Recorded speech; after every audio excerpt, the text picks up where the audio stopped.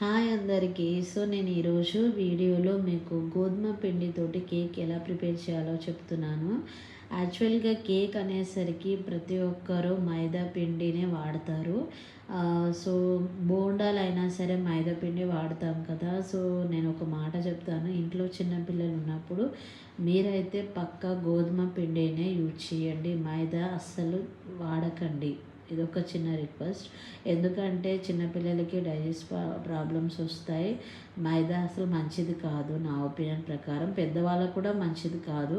కానీ గోధుమ పిండితో కూడా కేక్స్ చేయొచ్చు అండ్ టేస్టీగా కూడా ఉంటాయి.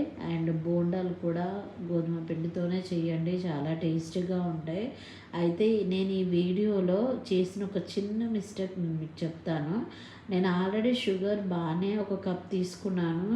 సో ఇంకా కొంచెం స్వీట్నెస్ బాగుండాలని చెప్పి కస్టర్డ్ పౌడర్ యూజ్ చేశాను. దానివల్ల కేక్ ఇంకా చాలా స్వీట్ అయిపోయిందనమాట. సో మీరు మాత్రం యూజ్ చేయకండి. అండ్ ఇంకొకటి, నేను ఈ యొక్క కేక్ చేయడంలో బేకింగ్ సోడా వాడలేదు. ఎందుకంటే బాబు చిన్నోడు కదా. సో తన కోసమని కేక్ ప్రిపేర్ చేస్తున్నాను. సో ఆల్రెడీ బేకింగ్ పౌడర్ వాడుతున్నాను, ఇంకా బేకింగ్ సోడా ఇవన్నీ ఎందుకులే అని చెప్పేసి బేకింగ్ సోడా వాడలేదు. సో ఈ విధంగా స్టవ్ మీద ఒక గిన్నె పెట్టుకొని మీరు ఒక చిన్న బౌల్లో ఈ విధంగా కేక్ బ్యాటర్ మొత్తం వేసి పెట్టి కొన్ని నిమిషాలు వదిలేయండి. కేక్ మంచిగా ఉడకాలండి, అప్పుడే మనకి టేస్ట్ అనేది బాగుంటుంది.